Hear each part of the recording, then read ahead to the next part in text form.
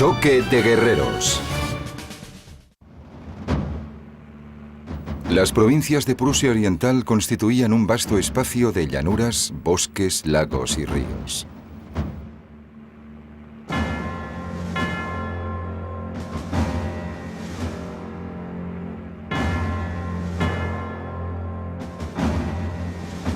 En este lugar, en agosto de 1914, soldados alemanes y rusos combatirían y marcharían a lo largo de grandes distancias a pesar del intenso calor y el polvo.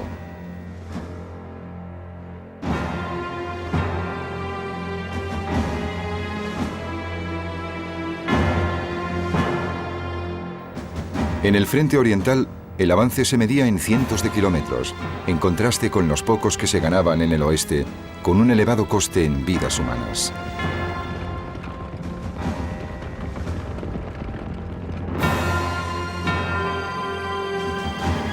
La guerra en el frente oriental se decidiría en un pequeño pueblo llamado Tannenberg.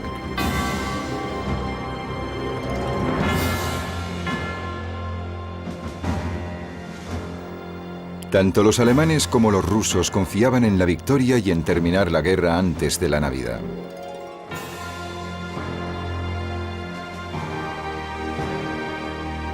El comandante ruso, el gran duque Nicolás, planeaba conquistar la capital alemana, Berlín. El general alemán Paul von Hindenburg sería el encargado de repeler la invasión rusa. Tannenberg fue el lugar en el que se enfrentaron Hindenburg y el gran duque Nicolás en una de las batallas más trascendentales de la Primera Guerra Mundial. A finales del siglo XIX, Francia se había aliado con Rusia. Gran Bretaña pronto se unió a ellas.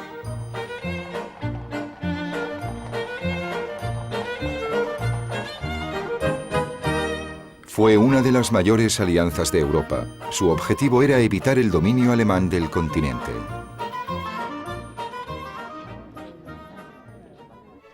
Pero Alemania también tenía un aliado.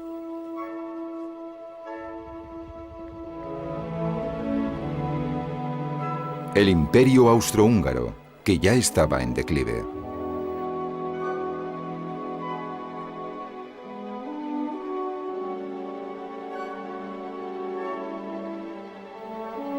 Bajo el mando del ambicioso Kaiser Guillermo, Alemania era una próspera potencia tanto industrial como política. Aparentemente Europa disfrutaba de un extraño período de paz, pero empezaron a notarse tensiones a mediados de 1914.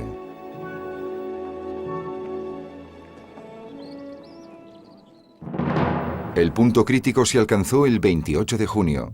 El heredero al trono austríaco, el archiduque Franz Ferdinand y su mujer Sofía, fueron asesinados en Sarajevo, la capital de Bosnia.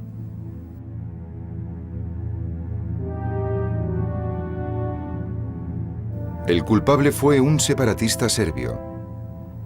Este asesinato inició la Primera Guerra Mundial.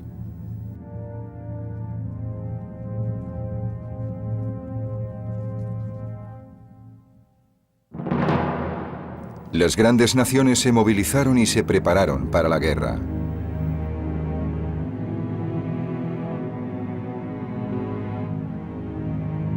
En el frente occidental, Alemania se enfrentaba a Francia y Gran Bretaña. En el frente oriental, Alemania y Austria luchaban juntas contra Rusia. El ejército alemán lanzó inmediatamente una ofensiva en el oeste con la esperanza de derrotar a Francia y Gran Bretaña.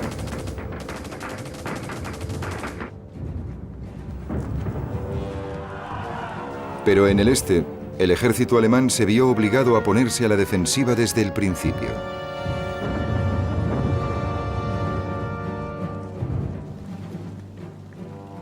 Rusia tomó la iniciativa y amenazó con eliminar a los alemanes de Prusia Oriental. El comandante supremo alemán, el general Helmut von Moltke, decidió que solo había un hombre capaz de cambiar tal situación. El general Paul von Hindenburg dejó su retiro para salvar Alemania. Nacido en 1847, Hindenburg era tan atractivo como decidido. Su familia pertenecía a la aristocracia militar de Prusia.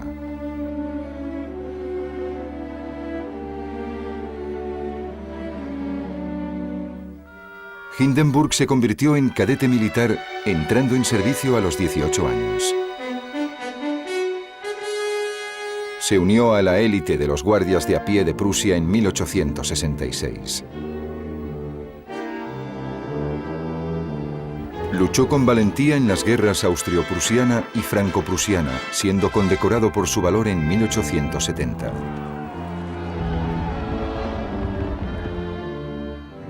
Tras la guerra franco-prusiana permaneció en el ejército y fue ascendiendo. Al retirarse el conde Alfred von Schlieffen en 1904, Hindenburg, ya general, fue elegido para sustituirle. Sin embargo, durante la prueba final de las maniobras militares anuales en 1905, tuvo la desgracia de vencer al Kaiser.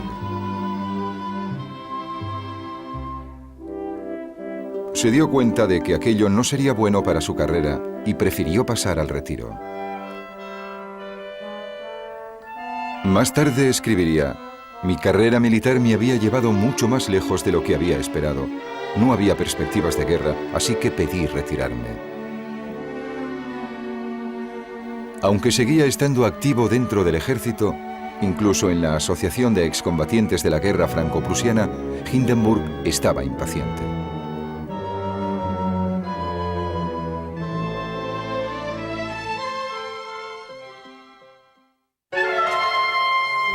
Cuando estalló la guerra en 1914, Hindenburg no esperaba que le llamaran para servir. Durante la tercera semana de agosto, el general von Moltke, comandante del ejército alemán, vio que los enfrentamientos contra los rusos iban peor de lo esperado. Nombró entonces al general Erich Ludendorff jefe del Estado Mayor en Prusia Oriental.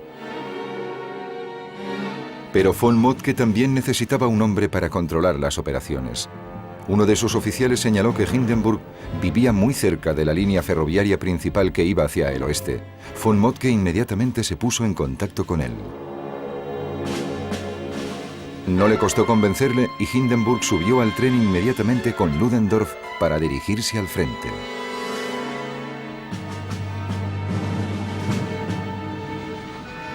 Hindenburg emprendía un viaje para encontrarse con su destino.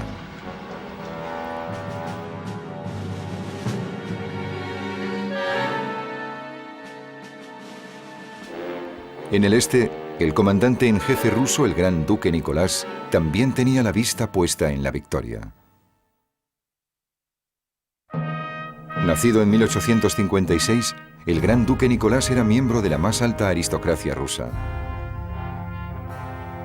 También era el tío del zar Nicolás II.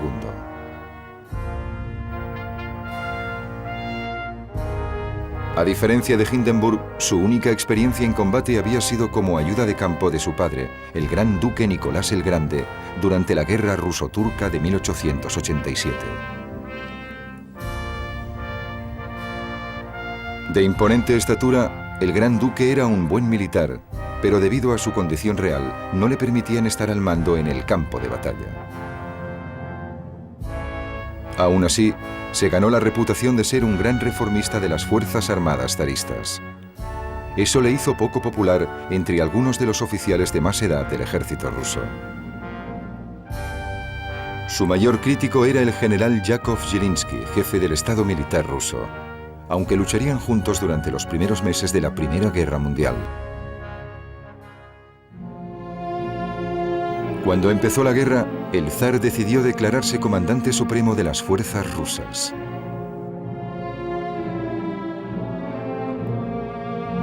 Sus generales pensaron que aquello tendría graves consecuencias, ya que el zar no tenía experiencia militar y no podría dirigir un ejército tan importante. Le convencieron para ceder el puesto a su tío, el gran duque Nicolás, con Zhilinsky como jefe del Estado Mayor.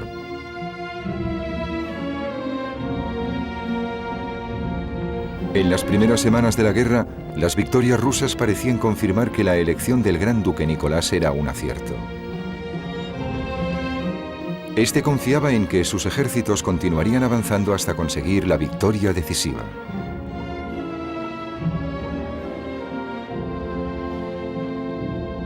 Pero Nicolás se enfrentaría pronto al general Paul von Hindenburg, hombre de gran experiencia militar. Su confrontación sería crucial para el futuro de Rusia y de Alemania.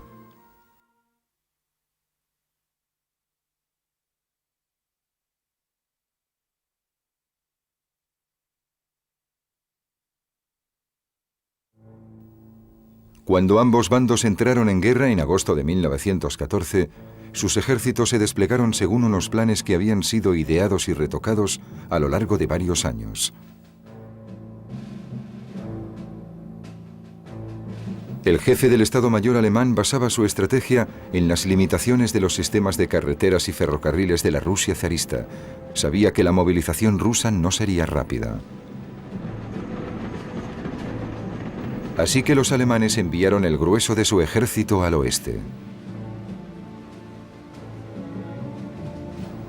El octavo ejército alemán, una fuerza relativamente pequeña, se quedó para proteger la frontera oriental.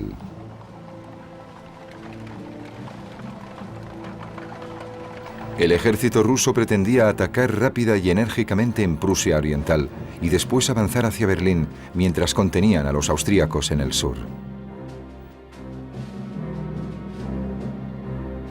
Berlín era el objetivo del gran duque Nicolás.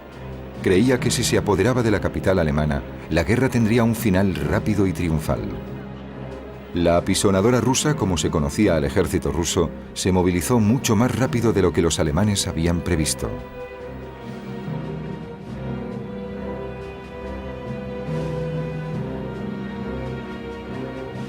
El general Max von Prittwitsch, conocido por sus hombres como el Soldado Gordo, dirigía el octavo ejército alemán en Prusia Oriental, pero se trataba de una figura mediocre, sin cualidades como comandante de guerra.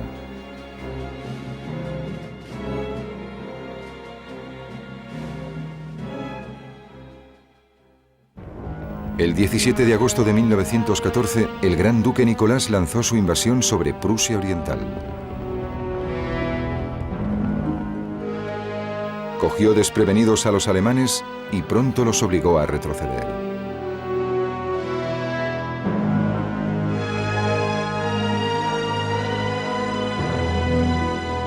Miles de civiles alemanes se convirtieron en refugiados.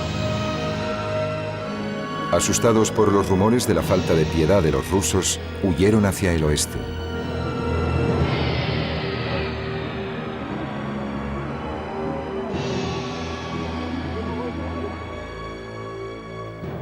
El 20 de agosto el ejército alemán fue derrotado en Gumbinnen.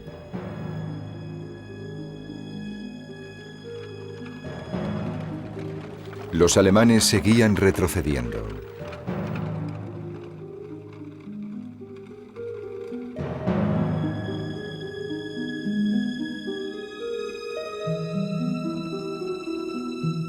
El gran duque Nicolás seguía avanzando.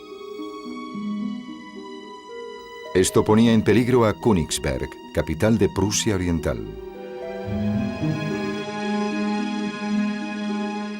Aterrorizado, Prittwitsch llamó al comandante supremo alemán von Moltke pidiéndole autorización para retirarse de Prusia Oriental. Von Moltke tenía sus propios problemas en el oeste y no tenía tiempo para escuchar los temores de Prittwitsch. La conversación telefónica fue breve y directa y terminó con la carrera de Prittwitsch. Mientras tanto, los ejércitos del Gran Duque seguían avanzando.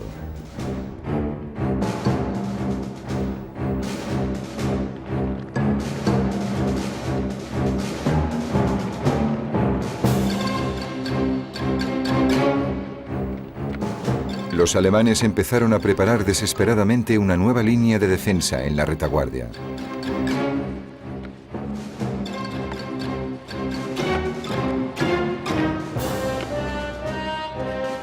El 23 de agosto, el gran duque Nicolás y sus hombres estaban convencidos de que la victoria estaba cerca. El gran duque sabía que poseía una ventaja considerable debido al número de tropas. Tenía bajo su mando a 2 ejércitos que sumaban un total de 500.000 hombres. El octavo ejército alemán contaba con menos de 250.000 para la defensa. El general Pavel von Rennenkampf dirigía el primer ejército ruso en el norte. El segundo ejército en el sur estaba bajo el mando del general Alexander Samsonov. Este debía coordinar su avance con el de Rennenkampf y atacar hacia el noroeste. Las intenciones del gran duque eran aislar las fuerzas alemanas de Prusia Oriental en la zona de Königsberg.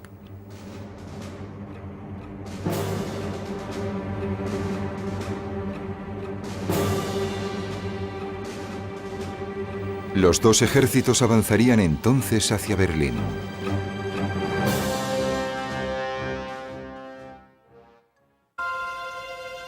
Hindenburg se encontró frente a esta grave situación al llegar al cuartel general de Prusia Oriental. Pero a diferencia de Prittwitz, él y su jefe del Estado Mayor, Erich Ludendorff, no estaban dispuestos a aceptar la derrota. El teniente coronel Max Hoffmann, uno de los oficiales de mayor graduación del octavo ejército, ideó una estrategia que creía que podía frustrar los planes rusos.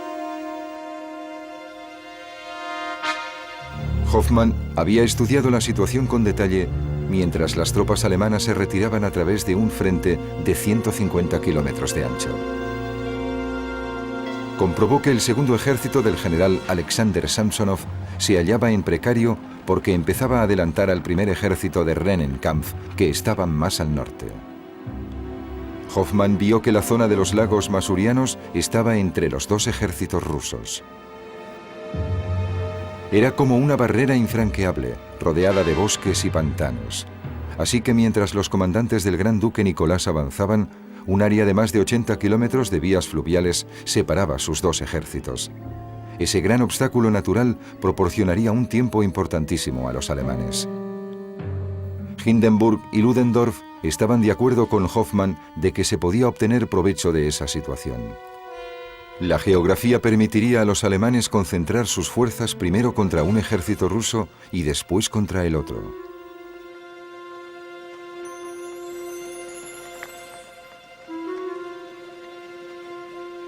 Por casualidad, Hindenburg recibió información vital del cuartel general ruso. Entonces diseñó un plan para mejorar la situación de Alemania en el este. Los oficiales del Gran Duque no conseguían codificar muchas de las órdenes que enviaban por radio a Samsonov y a Rennenkampf. Los espías alemanes confirmaron que Samsonov seguía avanzando en el sur, mientras que el ejército de Rennenkampf prácticamente se había detenido.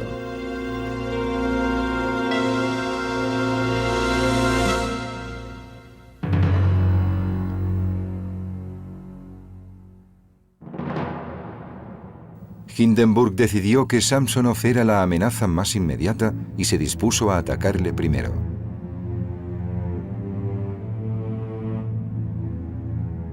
El desarrollado sistema ferroviario de Prusia Oriental suponía una ventaja considerable.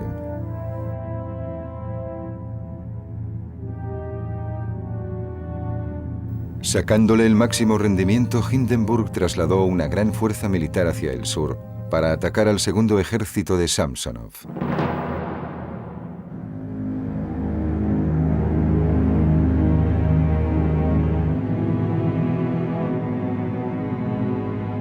Al mismo tiempo, también enviaba hacia allí más tropas por carretera.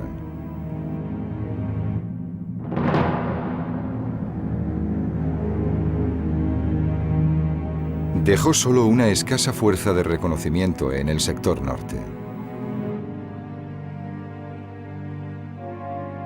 Una vez hubiera acabado con la amenaza rusa en el sur, Hindenburg calculaba que tendría tiempo suficiente para desplegar a las tropas en el norte y vencer al otro ejército ruso.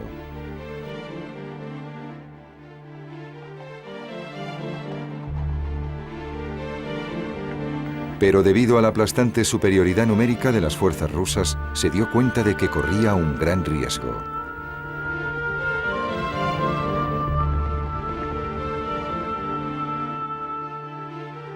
Si Rennenkampf avanzaba lo bastante rápido, podría abrir el camino hacia Berlín y podría atrapar al grueso del ejército alemán en el sur.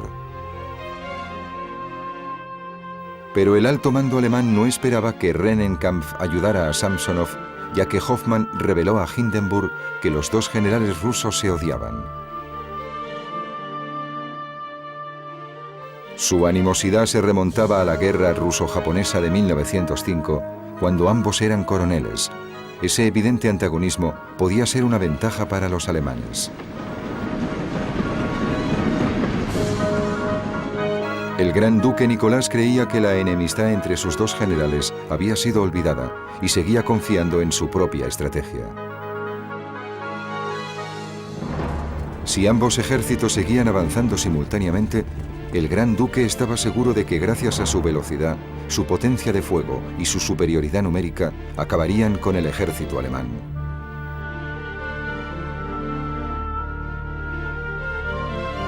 El general Zieliński, jefe del Estado Mayor del gran duque Nicolás, dio nuevas instrucciones para que el avance ruso continuara.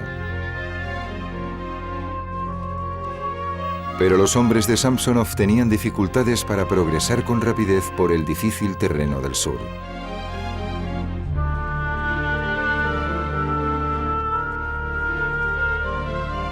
Además, sus líneas de abastecimiento se estaban alargando y los hombres estaban agotados tras días de marcha forzada sin casi alimentos ni agua.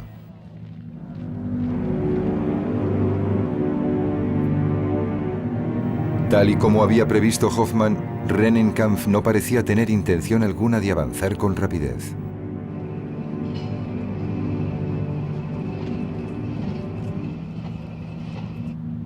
Mientras tanto, la frenética movilización de fuerzas de Hindenburg contra Samsonov se hallaba prácticamente lista.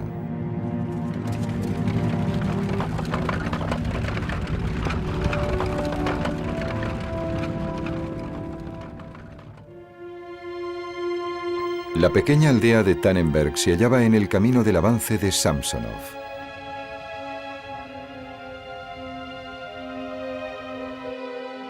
$750.000 soldados alemanes y rusos estaban preparados para la batalla en el frente oriental.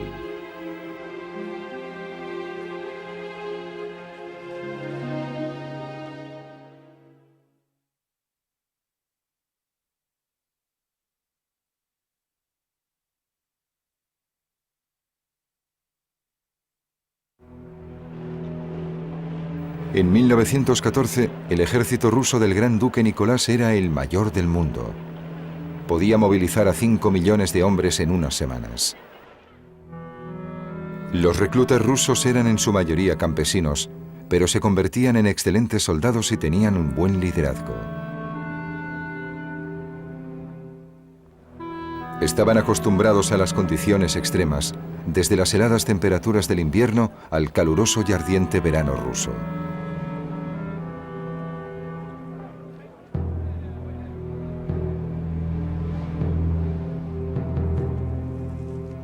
Sin embargo, su entrenamiento militar era inferior al alemán.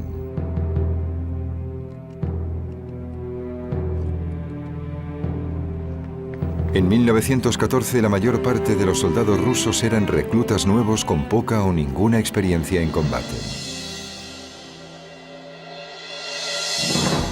Sus armas, especialmente las de artillería, también eran inferiores.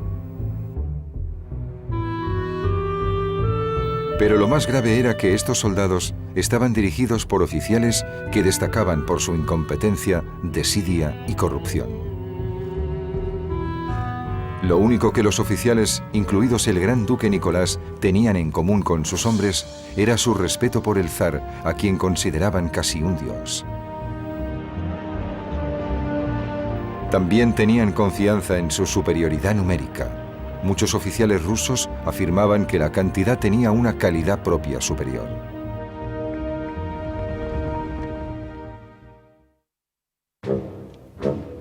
Alemania también tenía un ejército poco profesional compuesto por 3 millones de hombres, después de movilizar a las reservas.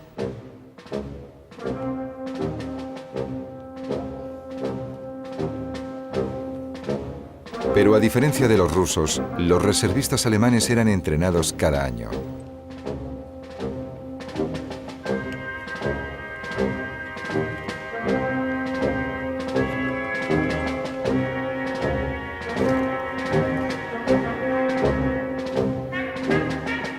Los oficiales, por su parte, también se tomaban sus tareas mucho más en serio que sus homólogos rusos. Además, el ejército alemán estaba mucho mejor considerado entre la población civil del país. Cada elemento del ejército alemán sabía cuál era exactamente su misión. Los alemanes tenían otra ventaja, que era una tecnología mejor.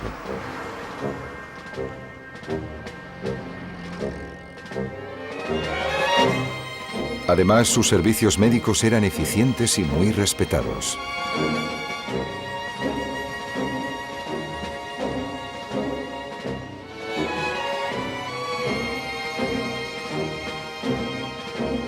Incluso en los niveles más bajos, las tropas alemanas estaban bien preparadas.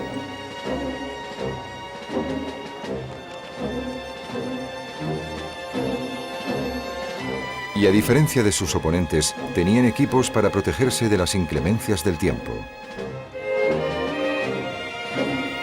La rápida expansión de la industria alemana antes de la guerra se debía en gran parte a los esfuerzos por equiparar a las fuerzas armadas.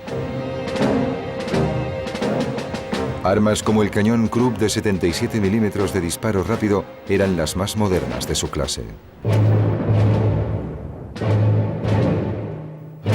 La ametralladora Maxim de la infantería era una de las mejores que se habían fabricado hasta entonces. El ejército alemán tenía mejores comunicaciones por radio.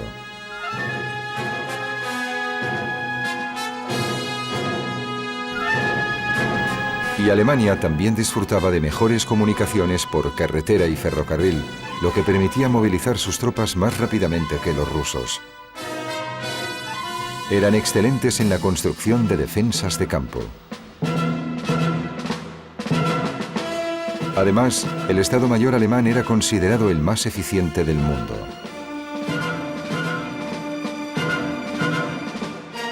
Pero lo más importante era que tanto los soldados como el pueblo alemán confiaban en Hindenburg.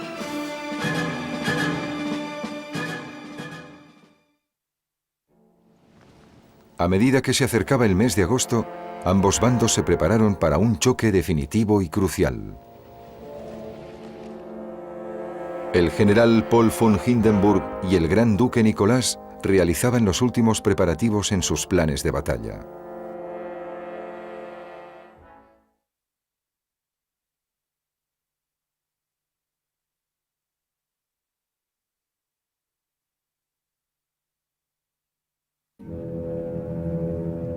Durante la última semana de agosto, Prusia Oriental había sido testigo de un gran despliegue de tropas alemanas al mando de Hindenburg, a pie y en tren.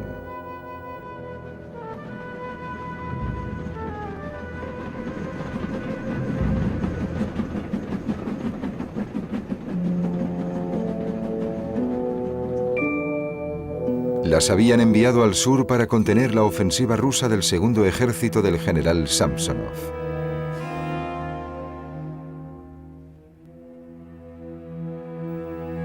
Este tenía órdenes del gran duque Nicolás de avanzar a toda velocidad y aislar a las fuerzas de Hindenburg. Samsonov creía que las tropas alemanas que tenía ante él eran débiles y que estaban desorganizadas. En realidad, Hindenburg había preparado una fuerza muy potente para enfrentarse a él.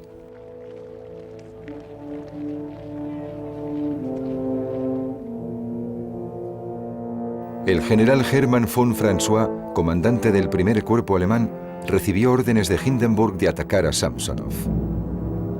Pero se negó a hacerlo, aduciendo que sus tropas acababan de llegar y necesitaban unas horas para recibir las nuevas órdenes, reagruparse y descansar antes del ataque.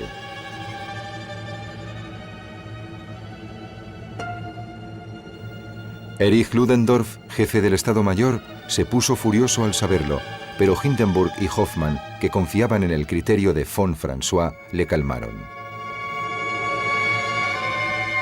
Su confianza estaba justificada.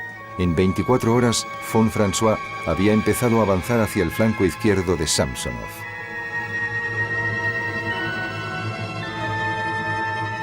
Animado por otro mensaje ruso interceptado que explicaba las dificultades de Samsonov, Hindenburg ordenó a von François que continuara su avance. El 26 de agosto, presionado por el gran duque Nicolás, Samsonov se dirigió directamente hacia una trampa muy elaborada.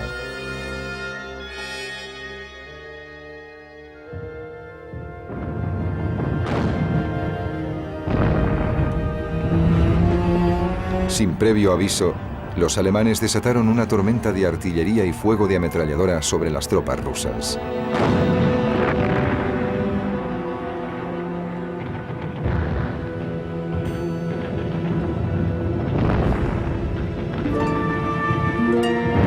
Aturdidas y destrozadas, las divisiones de vanguardia de Samsonov retrocedieron. Muchos rusos abandonaron la lucha y se rindieron ante los hombres de Hindenburg.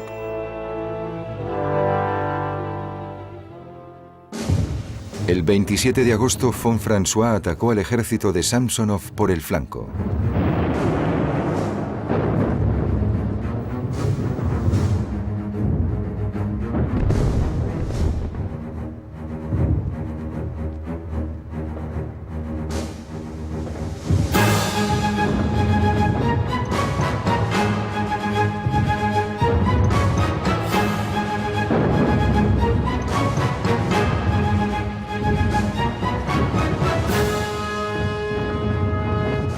Los rusos corrieron a situarse en posiciones defensivas, pero la artillería alemana les machacó implacablemente, mientras la infantería barría las líneas rusas con el fuego de sus armas.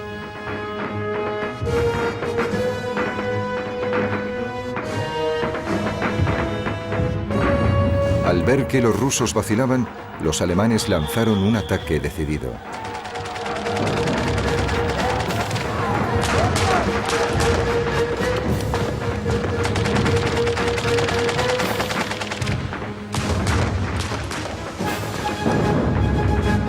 Al llegar la noche, los rusos habían perdido 40